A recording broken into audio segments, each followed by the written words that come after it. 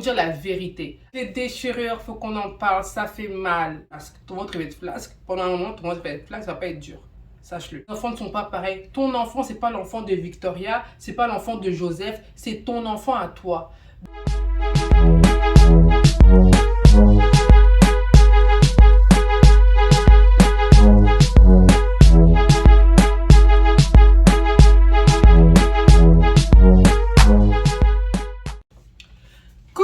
Salut, bonjour, bonsoir, peu importe d'où tu me regardes, bienvenue sur ma chaîne. Je me présente, je m'appelle Shona. J'espère que tu vas bien parce que moi franchement là je pète la forme en fait, je suis trop contente. Je reviens avec une nouvelle vidéo sur les futurs parents.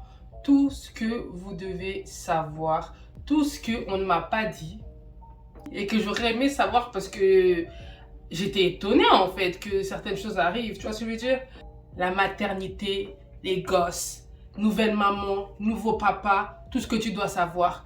Si tu es intéressé par cette vidéo, n'hésite pas à liker, commenter, partager la vidéo et surtout t'abonner, active la cloche de notification pour toujours être au courant quand je poste une nouvelle vidéo. Bon, sachez que cette vidéo-là, je l'ai fait en mode très sérieuse en fait. J'ai voulu être très sérieuse dans la vidéo, etc. Je me suis dit, vas-y, c'est un sujet très important, je ne vais pas commencer à blaguer, faire les choses à la va-vite.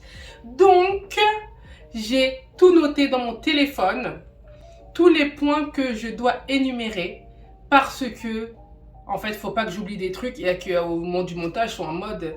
Parce que ça m'arrive hein, en tant que youtubeur, il faut dire, surtout les nouveaux youtubeurs, c'est pas facile. Et des fois, je veux dire des trucs et après, j'oublie. Et puis, je suis en mode, ah, j'ai pas dit ça et tout ça, voilà, tout ça. Mais bon, c'est pas grave. Là, j'ai noté 9 ou 10 points que j'aurais aimé peut-être être au courant ou bien j'aurais aimé au moins avoir quelqu'un qui en parle librement comme ce que je vais faire là maintenant.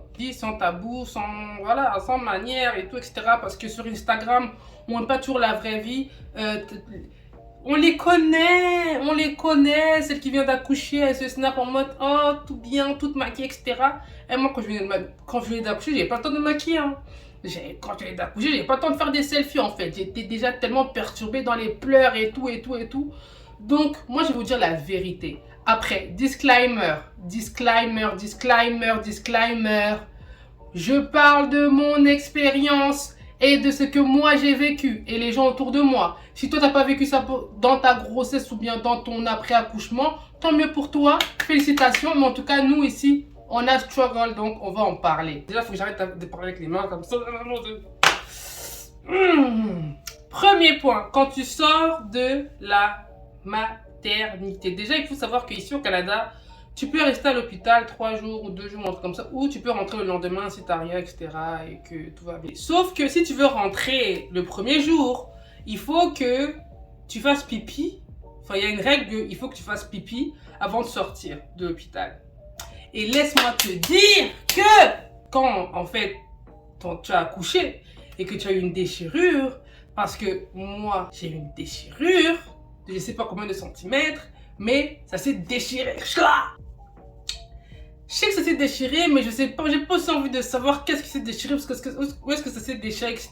Parce qu'on te recoue directement après l'accouchement et tout. Mais je suis en mode, j'ai peur en fait. J'ai peur. Je savais que j'avais aussi mal. Tu vois ce que je veux dire? J'avais mal. Donc le truc, c'est que il faut faire pipi. Le premier pipi. Franchement, moi j'ai eu de la chance. Mais je sais que ça aurait pu être pire. Et je sais qu'il y en a qui ont vécu pire que moi. Parce qu'il y en a qui ne peuvent même pas faire pipi, pas caca, pas rien. Ouais, on va dire les termes. Tu peux pas faire caca, tu peux pas faire pipi pour certaines. Mais moi, ça allait. Mais j'avais peur. Et j'avais tellement peur.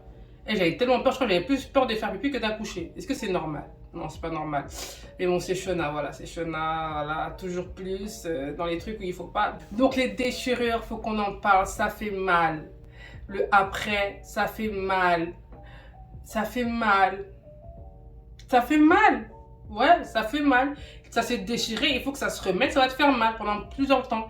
Et je marchais, genre, je marchais. En fait, quand je marchais, ça me faisait même moi-même rire. Parce que je me disais, like, this shit is crazy, en fait. Je marchais, on dirait que j'avais un truc entre les jambes, genre. En vrai, j'avais un truc entre les jambes, ça me bloquait. Je ne pouvais pas bien fermer mes jambes. Je marchais comme ça. Et je me regardais, mais... Qu'est-ce qu'on lui a fait en fait? Deuxième point à savoir, quand tu rentres, Oui, on sait tous que on nous dit que quand tu vas revenir à la maison, tu vas avoir tes retours de règles, tes règles vont revenir, etc. Toutes les règles que tu n'as pas eues pendant les 9 mois, etc. Oui, ça, moi, on m'avait dit. Mais on m'avait jamais dit que c'était des cailloux, en fait, tu vois, c'est, like, it's heavy, it's something heavy. Genre, c'est quelque chose de lourd qui sort de ton ventre et genre, je sais pas comment t'expliquer. Genre, quand le truc sort, tu sens que ça sort en fait. Tu sens que ça sort. Et c'est bizarre. C'est chelou en fait. C'est tout simplement chelou. Moi, j'ai eu ça, je crois, pendant 3 semaines. Hein. 3 semaines facile, j'ai eu ça à chaque fois dans la douche et tout. Ça sort, flouche, flouche, flouche. Quand tu vas aux toilettes, tu fais pipi, ça sort. Ça sort, c'est genre... C'est un peu comme moi, je vois ça un peu comme une matière un peu genre qui se détache comme ça. Ah. Troisième point, la perte du ventre. Celles qui ont eu un petit ventre pendant leur grossesse ou celles qui ont eu un gros ventre pendant votre grossesse, ça c'est pour les deux en fait. Moi, ce que j'ai constaté, c'est que moi, j'avais pas un gros ventre pendant ma grossesse, merci Seigneur, mais j'avais quand même un ventre à la fin parce que j'avais quand même un bébé. Et le truc, c'est que dès que j'ai accouché, en fait, mon ventre est redevenu plat. 4-5 jours après, mon ventre est redevenu plat. Genre plat, tu vois, quand tous les trucs sont sortis, tout ça, c'est redevenu plat. Et puis, il y avait aussi le truc de ma mère m'attachait le truc, etc. Bang, tout ça. Mais c'est flasque. C'est flasque. Même si ton ventre est plat, toutes les meufs d'Instagram ou des réseaux sociaux et tout, même si elles vous montrent un ventre plat, sachez que le ventre est flasque. Le ventre est flasque. C'est pas un ventre ferme, c'est un ventre flasque. Et le ventre, en plus, quand tu viens d'accoucher, il noircit, bizarre et tout. Moi, j'ai de la chance, j'ai pas trop eu ça, mais ça a changé quand même de couleur. Et c'est flasque, genre. C'est flasque. Tu sens que il y a beaucoup. C'est comme s'il y a de l'air dans ton ventre. Et c'est chelou. Et genre, si t'es tout seul, toute seule, ou bien que t'es pas au courant, ta femme a ça, etc. Tu te regardes en mode bizarre. Enfin, c'est étrange. Il faut que les choses soient dites en fait à un moment donné. Tu vas coucher, même si t'as plus de ventre ou que t'as un ventre ou pas, ton ventre va être flasque. Ton ventre va être flasque. Pendant un moment, ton ventre va être flasque, ça va pas être dur. Quatrième point, je pense, l'allaitement. 1 minute de silence pour toutes ces femmes qui allaitent pendant des années, des années, des années. That's crazy. That's crazy. I cannot. Ça fait mal. Non mais sérieux en fait. Pourquoi personne dit ça?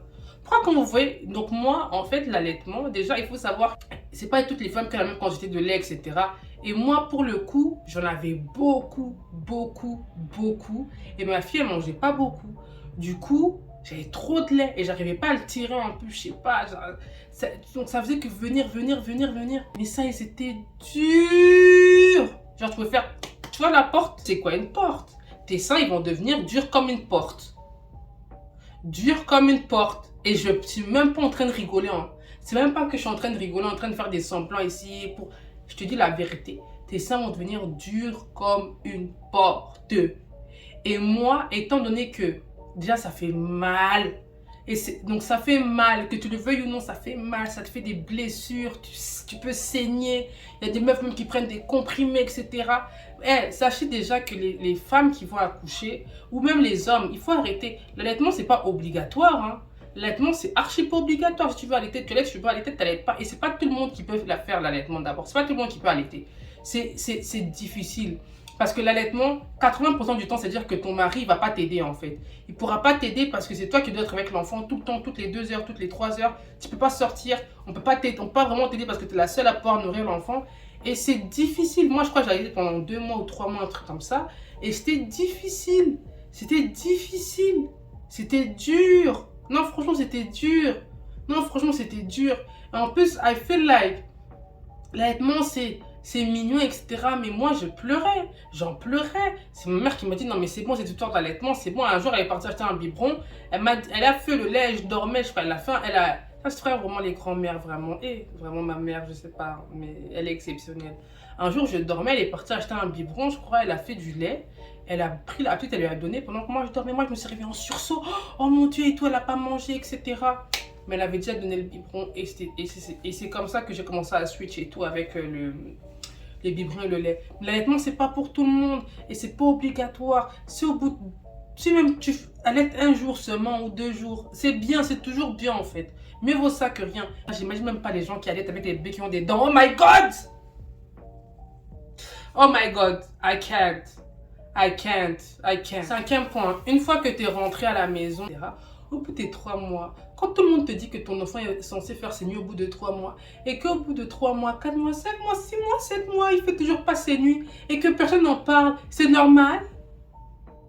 Non mais attendez, parce que ce truc-là qu'on me dit qu'au bout de 3 mois, l'enfant doit faire ses nuits, les enfants ne sont pas pareils. Ton enfant, c'est pas l'enfant de Victoria, c'est pas l'enfant de Joseph, c'est ton enfant à toi. Donc, il faut savoir que les enfants sont différents. Et c'est pas tous les enfants qui font leur nuit au bout de 3 mois. C'est faux, c'est faux. Et il faut le dire. Parce que moi, pendant longtemps, j'ai cru que j'avais un problème, que c'était moi qui faisais pas bien les choses, ou bien que ma fille avait un problème, etc. Mais c'est pas tous les enfants qui font leur nuit au bout de 3 mois. Voilà. Alors, les coliques. Les coliques. Les coliques. Les coliques. Je pourrais écrire un livre sur les coliques. Ça m'a traumatisée. Ça m'a traumatisée. Je suis traumatisée des coliques. Moi, je veux des enfants, hein, mais je peux même dire que voilà, on me donne seulement l'enfant au bout de 3 mois parce que l'affaire des coliques, les coliques, c'est une dinguerie. Non mais attendez, parce qu'il y en a qui ça part que c'est qu'au début de ça. Moi, ma fille, mon Dieu, la pauvre. En plus, toi, parent, et toi, t'es frustré parce que t'as l'impression que tu peux pas vraiment, tu peux rien faire en fait. Le bébé est là en train de souffrir, se tord. Tu peux rien faire, impuissant. Un sentiment d'impuissance, c'est frustrant. Il faut qu'il y ait plus de renseignements sur les coliques. Il y a des cas élevés de coliques. Hein. Les coliques, c'est pas seulement ouais, j'ai mal au ventre du bébé, tu vois, il se tord du bébé. Moi, ma fille, elle faisait des bruits comme ça. Ma fille, elle faisait des bruits comme ça. Elle, ça faisait pitié. Ça faisait vraiment pitié. Et quand tu demandais à la station, elle me disait oui, mais ça va passer, mettez des boules caisses. Mais je disais, mais attends, je crois que on est où en fait? Mets des boules caisses. Ton enfant souffre, mets des boules caisses. Moi, je comprends pas. Il y a des trucs que je comprends pas dans ce monde. Bref, 6e point. Les recoincés du bébé. Au début, surtout au début, là, les premiers 6 mois. Les recoincés, mais ça gâche ta vie. Hein. Ça gâche ta vie. Parce que dis-toi que ton enfant dort. S'il a des recoincés, à chaque recoincé, elle va se réveiller. Donc si elle fait une sieste de 30 minutes et qu'elle a 3 recoincés, toutes les 10 minutes, elle va se réveiller. Il faudra la rendormir. This shit is hard. I won't lie. C'est dur, c'est difficile. Non, il faut le dire aussi. Ça, c'est pas dans les points, mais c'est difficile. C'est difficile. La prendre, décoincer la remettre. Le prendre, décoincer le remettre. Et ça peut durer très très longtemps. C'est carrément, j'en parle là. Vous voyez pas comme ma voix est en train de baisser parce que la nostalgie, je me dis, c'est difficile, c'est difficile. Et je respecte vraiment les mamans qui sont seules. Je respecte les mamans qui sont seules, qui font tout ça toutes seules. Tout ça toutes seules. Non. 6e, 7e point, on est où même? Je sais même plus. Oui, dernier point, le dernier point le plus important. Là, je passe une minute conseil, Shona conseillère. Rapport sexuel après l'accouchement. Si je peux conseiller les femmes qui viennent d'accoucher, c'est laissez-vous du temps. Laissez le temps au temps. On n'est pas pressé, c'est pas la course. Laisse ton corps se remettre dans tous ses états, etc. Tu te laisses du temps. Faut pas se mettre de la pression, faut pas se mettre. Il faut pas aussi que ton partenaire te mette aussi de la pression parce que voilà, faut comprendre que ton corps, tu viens d'accoucher en fait. Tu viens d'accoucher, c'est pas tu viens d'aller aux toilettes, tu viens d'accoucher en fait, un enfant, un être humain. Il faut que tout se remette en place et même, enfin, il y a plein de femmes aussi qui se voient pas forcément directement après. Quand je dis directement après, c'est genre un mois plus tard. Parce que, fin des fins, le corps est un peu synonyme de maternité maintenant, etc. Et il faut se remettre vraiment dans le truc. Donc, c'est pour ça que, franchement, prenez votre temps. Parlez avec votre partenaire ou le père de votre enfant. Il faut que ça soit pas, faut pas que ce soit un sujet tabou. Parler de après, comment tu te sens toi par rapport à ton corps, comment l'autre se sent par rapport à ton corps qui a changé. Enfin, il faut vraiment communiquer, il faut vraiment être sans tabou avec son partenaire pour que ça puisse bien se passer. Et surtout, ne vous mettez pas la pression. Les filles, les femmes, les futures femmes, que ce soit votre premier, deuxième, troisième enfant, de toute façon, chaque grossesse et accouchement est différent. mais ne vous mettez pas la pression. Je vous en prie, et ne mettez pas la pression aux femmes. Vous, les hommes, ne mettez pas la pression aux femmes. Parce que c'est difficile. Toi, tu es là, tu peux pas accoucher en fait. Donc voilà, reste à ta place. Non, je rigole. Non, je rigole. Bref, vous avez kiffé la vidéo. J'espère que vous avez aimé la vidéo. J'ai énuméré les points que je pensais les plus importants à partager avec vous. Si vous avez d'autres points, n'hésitez pas à mettre ça en commentaire. Ça va sûrement en aider d'autres. Moi aussi, ça se trouve que voilà, pour mon prochain bébé, je serai au courant. N'hésitez pas à vous abonner, partager, commenter.